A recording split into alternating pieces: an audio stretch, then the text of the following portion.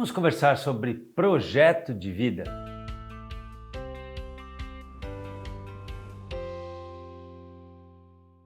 Eu me encantei especialmente com essa temática a partir de duas experiências pessoais muito marcantes. A primeira delas é quando eu estava para escolher a minha profissão, meus 16 anos, saindo do ensino médio, estava em dúvida entre várias carreiras, fiz o teste vocacional, não deu certo.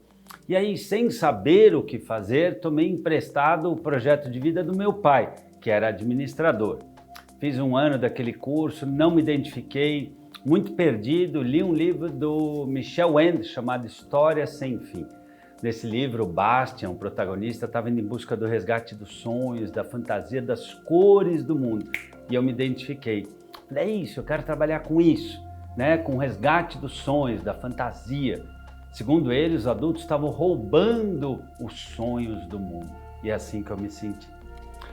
Tomei coragem de trabalhar então com a profissão que defende, que cuida, que zela, que impulsiona os sonhos, que é a psicologia. Aí na faculdade, no quarto ano, me deparei com uma outra obra lindíssima, O Homem em Busca de Sentido, um psicólogo num campo de concentração, de Viktor Frankl.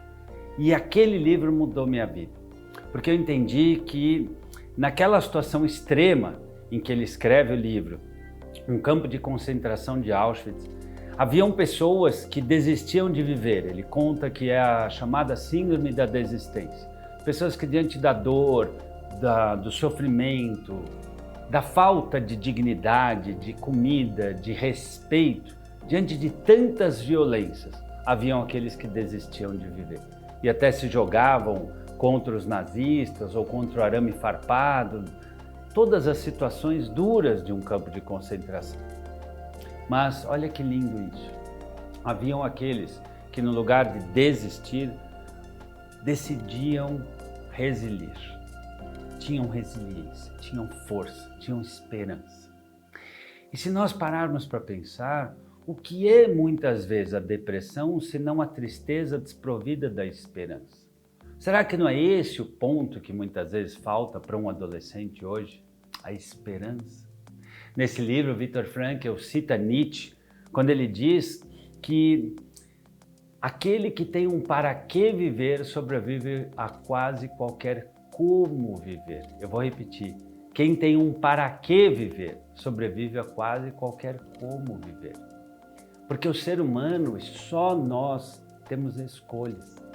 Se nós olharmos na natureza, as plantas, os animais, um cachorro, uma cobra, um passarinho, não tem escolha, só tem um instinto, mas nós não. Nós podemos não ter vontade de estudar e estudar mesmo assim, acreditando, esperando, tendo esperança que ao estudar nos tornaremos mais preparados, mais inteligentes, mais sábios.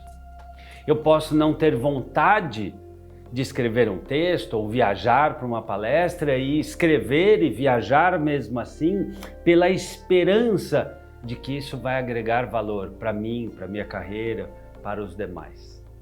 O ser humano tem sempre algum grau de escolha e isso é muito importante trabalhar com o seu filho.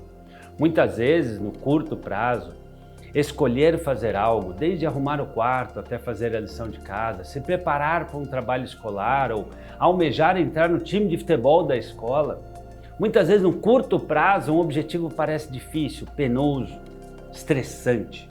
E aí que entra o adulto para lembrar do propósito, do valor, da gratidão de poder escolher, de poder construir. Porque muitas vezes para a criança que vive muito o presente, para o adolescente que vive mergulhado no presente, o futuro é difícil de ser percebido. O futuro é muito percebido por essa área do cérebro, a córtex órbito-frontal, fica aqui atrás da órbita ocular.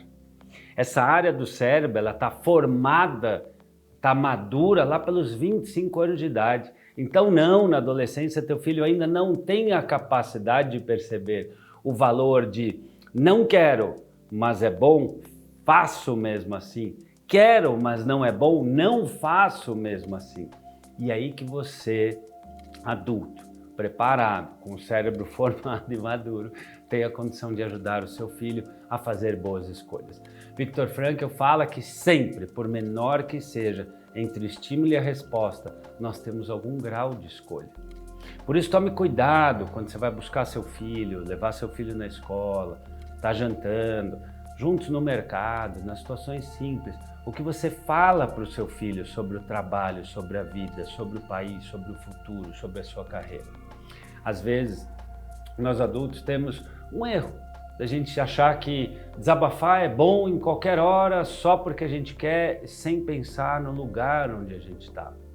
Desabafar eventualmente sobre o seu dia na mesa de jantar pode ser bom, mas imagina para uma criança todo dia ouvir o pai e a mãe falando mal do trabalho, do sócio, do cliente, do mundo, do país. Imagina para uma criança o tempo inteiro ficar ouvindo notícias ruins, pesadas sobre o futuro, como vai ficar a esperança? Nós precisamos encontrar um espaço entre o pessimismo de carteirinha, a negatividade e o mimo, a superproteção. São duas ilusões. Ninguém vai poder carregar o seu filho se ele for mimado, isso não é sustentável. E também, raramente a vida é tão ruim quanto é mostrada em boa parte dos meios de comunicação. É preciso, sobretudo, criarmos nesse espaço entre o mimo, a superproteção, a promessa de uma vida isenta de esforço e desafio e o terror, o pessimismo. É preciso criarmos mais espaço para uma atitude empreendedora. Então eu termino deixando aqui uma pergunta. O que você tem deixado de reflexões, de mensagens, de legado, de crenças, de valores no coração dos seus filhos? O que você poderia começar a comentar sobre o seu propósito, sobre o quanto você é grato por meio do seu trabalho, fazer a diferença? O que você poderia comentar de bom sobre a vida, sobre o futuro? Como você poderia estimular o seu filho a se tornar uma pessoa que vai fazer a diferença no mundo? São perguntas importantes que podem nortear um bom projeto de vida. O projeto de vida é uma tela na qual nós projetamos o futuro. É também uma receita, um passo a passo. É sobretudo um mapa que pode nos ajudar. Ao invés de boiarmos pela vida como bolas de bilhar nos projetos de vida dos outros, a sermos pilotos, escritores, sujeitos protagonistas da nossa própria vida. Protagonize uma boa influência inspiradora para o seu filho. Esse é o meu convite para você.